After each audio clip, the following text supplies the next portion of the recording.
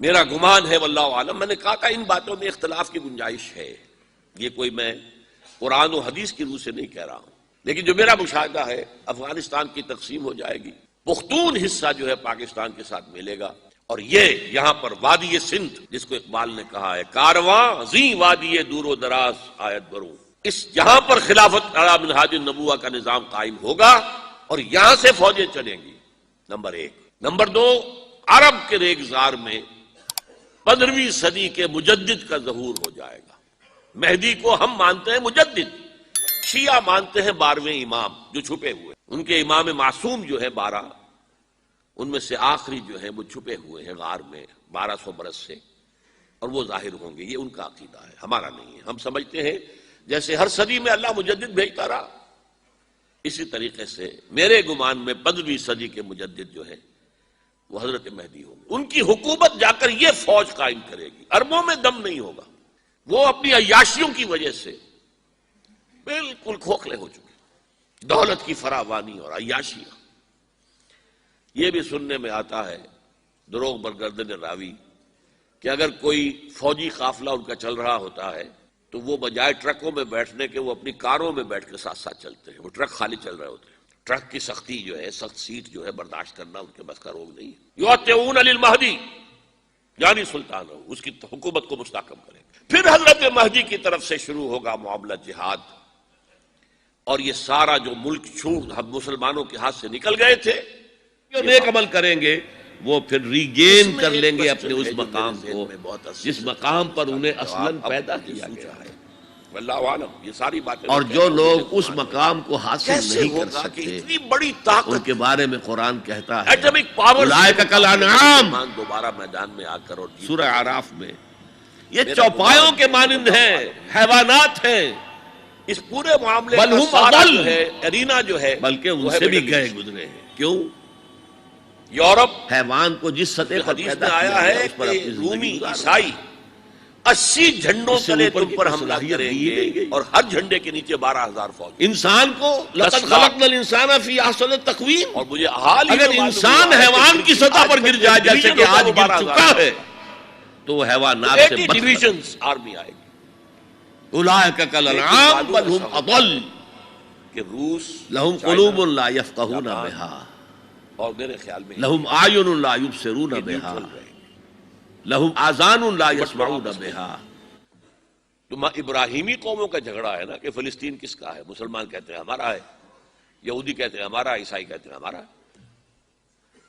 تو نمٹ لو، settle your scores, لیکن کوئی ویپنز آف ماس ڈسٹرکشن استعمال نہ ہو، اگر وہ ہوئے تو پھر ہم میدان میں آ جائیں گے۔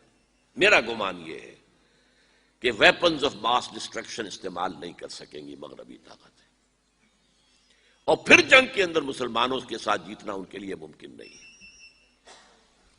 جن کو موت عزیز ہے، منحصر مرنے پہ ہو جس کی امید نا امیدی اس کی دیکھا چاہیے، اور وہ مرنے کو تیار نہیں ہے۔ وہ تو 40,000 فٹ کی بلندی سے ڈیزی کٹر پھینک سکتے ہیں، نیچے نہیں آئیں گے۔ اور جب نیچے کچھ اتنے تھے تو جو حشر کیا تھا، تو جو بات کہی تھی رمزفیلڈ نے، ویری ٹینیشیس فائٹرز، یہ افغان والے جو ہیں یہ تو چمٹ جانے والے ہیں، یہ ایسے جنگجو ہیں، ان سے جان چھڑانی مشکل ہے، جن کے لیے موت سب سے بڑی کامیابی ہے۔ شہادت مطلوب و مقصود مومن نہ مال غنیمت میں کشور کشائی، مسلمانوں کا مقابلہ کر سکیں گے، یہ ہے میرا گمان، واللہ اعلم۔ بہرحال پہلا مرحلہ کسی اجمی ملک میں جو میرے نزدیک پاکستان اور افغانستان پہ مشتمل ہوگا، خلافت کا نظام پہلے آئے گا، پھر یہاں سے فوجیں چلیں گی، حضرت مہدی کی حکومت قائم ہوگی، پھر وہ حضرت مہدی جو ہے وہ جہاد کریں گے، قتال کریں گے، اور اس قتال کے آخری مرحلے پر حضرت عیسیٰ علیہ السلام بھی نازل ہو جائیں گے، اور غالباً ان کے ذریعے سے پھر جتنا الیکٹرانک ان کا حساب کتاب ہے وہ ختم ہو جائے گا۔ حضور نے فرمایا ان کی آنکھوں میں ایسی تاثیر ہوگی جہاں تک نگاہ جائے گی یہودی پگھل جائیں گے، کوئی بہت بڑا لیزر ہوگا اور ظاہر بات ہے کہ ان کے یہ ہتھیار جو ہے ان کا مقابلہ تو مسلمان نہیں کر سکتے، اور نہ ابھی آپ کو 100 برس بھی یہ سوچ سکتے ہیں کہ کوئی مسلمان ملک اتنی ترقی کر سکتا ہے کہ ان کے مقابلے میں پہنچ جائے ان ہتھیاروں کے معاملے میں۔ تو یہ اصل میں جو شخص سراپا معجزہ تھا، حضرت عیسیٰ جو ہے سراپا معجزہ، پیدائش معجزہ، آسمان پر اٹھایا جانا معجزہ، خلق حیات، بنایا مٹی کا پرندہ پھونک ماری اڑنے لگا، احیاء موتا، مردہ کو کہا اٹھو قم باذن اللہ، اٹھ گیا چلنے لگا، مادرزاد اندھے کے آنکھ پر ہاتھ پھیری اور اس کو آنکھیں اللہ نے دے دی، کوڑھی کے جسم پر ہاتھ پھیرا اور کوڑ صاف۔ اس سے بڑے معجزے تو کسی کو دیے ہی نہیں گئے، سراپا معجزہ۔ وہی آ کر آخری جو بھی ہوگا معاملہ، اس کے اندر حضرت عیسیٰ کی معجزاتی شخصیت جو ہے در حقیقت وہ فیصلہ کن ہوگی۔ میرے نزدیک یہ ہیں وہ چیزیں جس کی بنا پر میں سمجھتا ہوں کہ حالات جو ہیں جدھر جا رہے ہیں، حضرت عیسیٰ کے آنے کے بعد 2 نتیجے نکلیں گے۔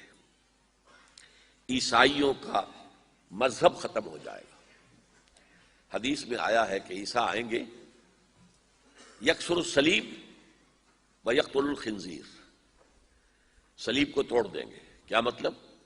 کہاں تم صلیب اٹھائے پھر رہے ہو؟ میں صلیب دیا ہی نہیں گیا، یہ سب تمہارا ایک من گھڑت قصہ ہے، مجھے تو اللہ نے پہلے اٹھا لیا تھا۔ وما قتلوہ وما صلبوہ، صلیب ہی پر کھڑی ہوئی ہے عیسائیت ساری کی ساری۔ اور خنزیر کو قتل کر دیا، خنزیر تم نے کیسے حلال کر لیا اپنے لیے؟ کبھی اسلامی شریعت کے اندر موسیٰ کی شریعت میں حرام تھا، وہی موسیٰ کی شریعت میں تمہیں دے کر گیا تھا۔ Don't think I have come to destroy law, یہ لا تم پر نافذ رہے گا۔ گویا کہ عیسائی مذہب ختم ہو کر اسلام میں منخب ہو جائے گا، یہودی ایک ایک ختم کر دیا جائے گا۔ یہودی کیوں اس انجام کے مستحق ہیں؟ اللہ کا پرانا قاعدہ چلا آ رہا ہے، جس قوم کی طرف کسی رسول کو بھیجا، اگر قوم نے بحیثیت مجموعی رسول کا انکار کیا، وہ ہلاک کر دی گئی۔ قوم نوح ہلاک ہوئی یا نہیں؟ قوم ہود، عاد ہلاک ہوئی یا نہیں؟ قوم سمود جن کی طرف حضرت صالح بھیجے گئے، قوم شعیب، عمورہ اور صدوم کی بستیاں، آل فرعون، یہودیوں کی طرف حضرت عیسیٰ کو رسول بنا کر بھیجا گیا تھا، انہوں نے رد کر دیا، محمد رسول اللہ کو رد کر دیا صلی اللہ علیہ وسلم۔ یہ اس سزا کے مستحق ہو چکے ہیں، لیکن وہ سزا ان کا رسول ہی ان کو آ کر دے گا، اسی لیے انہیں اٹھا لیا گیا۔ ایک پوز آ گیا ہے، مستحق تو ہو گئے تھے اسی وقت حضرت عیسیٰ کے زمانے میں کہ ہلاک کر دیے جائیں، لیکن حضرت عیسیٰ کے زمانے میں حضرت عیسیٰ کو اٹھا لیا اور ان کا معاملہ جو ہے وہ ملتوی کر دیا۔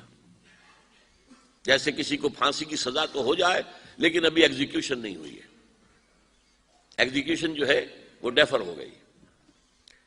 یہودی ختم، عیسائیت ختم، اور عیسائی سب مسلمانوں کے ساتھ شامل ہو کر ایک ملت واحدہ بن جائیں گے۔